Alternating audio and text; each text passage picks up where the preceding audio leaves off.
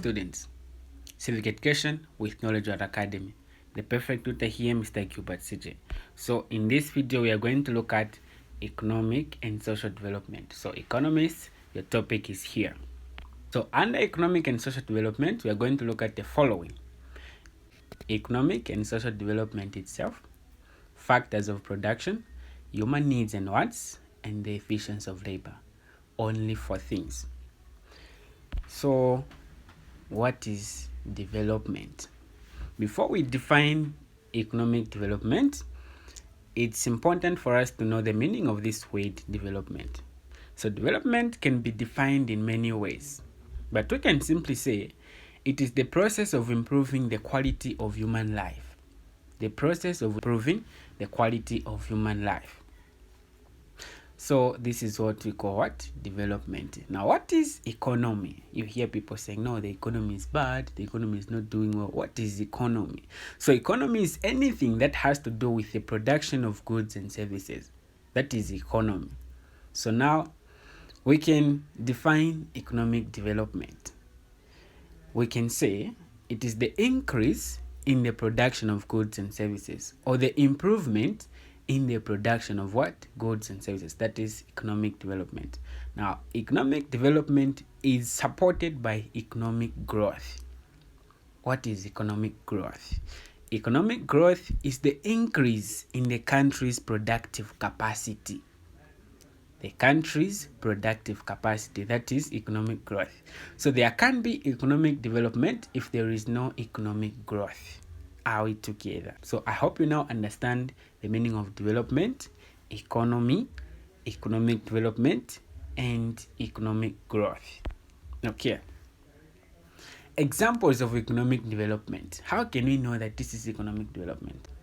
Expansion of agriculture by producing surplus products for exports. You start exporting commodities to other countries. You'll be making what? Revenue for the country. Expansion of manufacturing industries so that you produce more goods. Improvement of technologies such as efficient tools and machines. This is also example of economic development. Improved skills. So these and others are the examples of what? Economic development. Okay, so this topic is called economic and social development. Let us talk about social development. So social development is the improvement in the standard of living of people. When we talk about economic development, we are talking about the improvement in the production of what? Goods and services. But for social development, it's the improvement in the standard of living of the people. So lack of social development leads to poverty. What is poverty?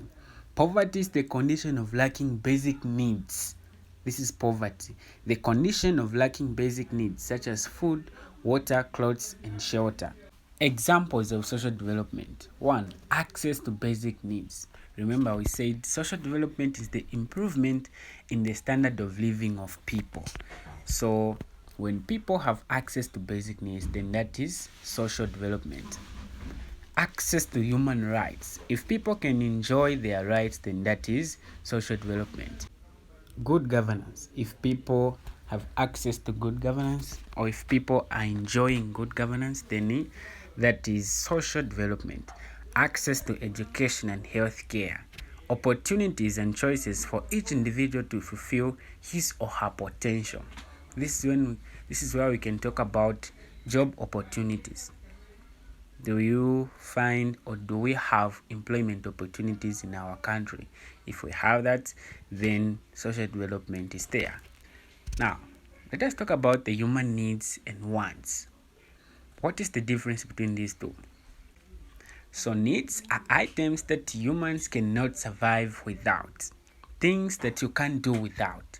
E.g. food, clothes. Can you live without food? Clothes, shelter, and medical care. These are human needs, things that you can't do without. Then we also have wants. Wants are just luxury things that you can survive even if you do not have them. For example, cars, alcohol, and other things. Those are known as wants, human wants. That is the difference. Now, what are goods and what are services? Goods are tangible items. When we say tangible items, we're saying physical things that you can see and touch, which can be books, food, and other things. Those are goods. Then services are benefits offered to citizens, e.g., education, healthcare. Can you see education? You can see it. Can you see healthcare? You can see it. So those are called services. So there is a difference between goods and services. You can see and touch goods, you can't see and touch services. So that is the difference there. What is production? We are just looking at the concepts used in this topic. Production is the provision of goods and services. The provision of goods and services. Factors of production are things that are necessary for production to take place. Those are what we call the factors of production. The factors of production. Things that must be put in place before there is any production of goods and services. So what are those? We have one, land.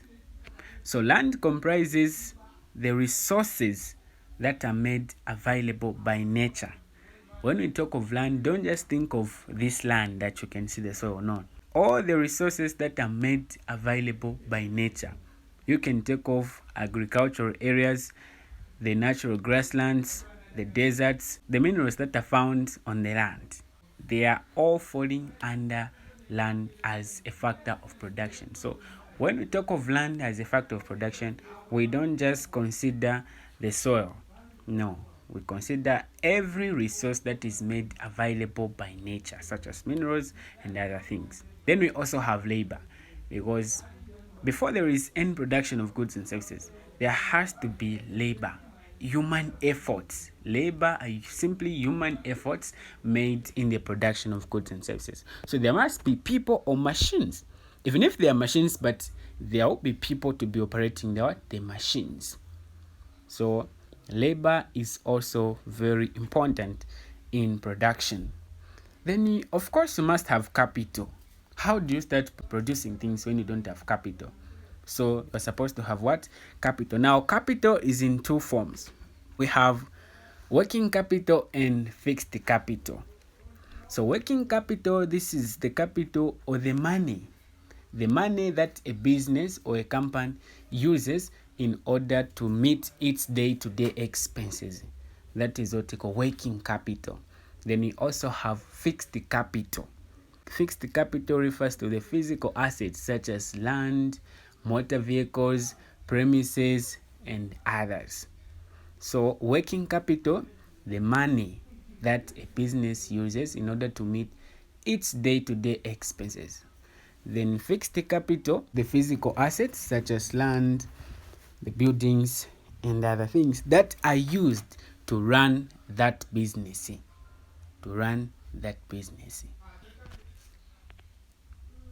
So let us talk about labor. Labor as a factor of production. We said labor are simply human efforts that are made in the production of goods and services. Now there is what we call efficiency of labor. The utilization of labor. How are you using the human efforts?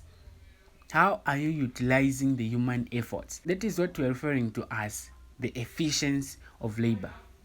So now there are factors that affect the efficiency of labor. The efficiency of labor, the production of the same human efforts. So the first one is education and training. A person who is educated has a sound mind and work more effectively than someone who is not educated.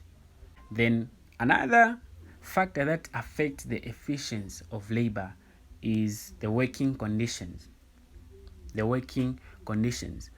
How is the working condition at your workplace? Do you have good sanitation, well ventilated buildings? Then the welfare services. Welfare services are services provided to a worker, such as medical care, transport, housing, and recreation facilities.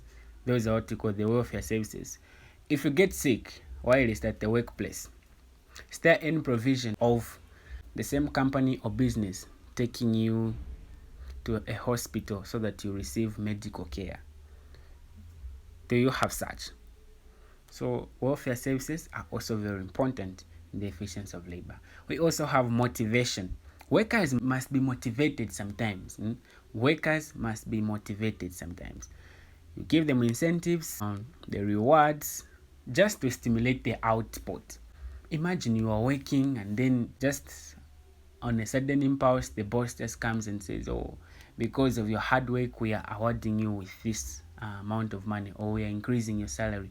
That is a motivation to you, and you will put in the effort that is required, and that will improve or increase the efficiency of what? The efficiency of labor. So these are the factors that affect the efficiency of labor: education and training, working conditions, welfare services, and motivation.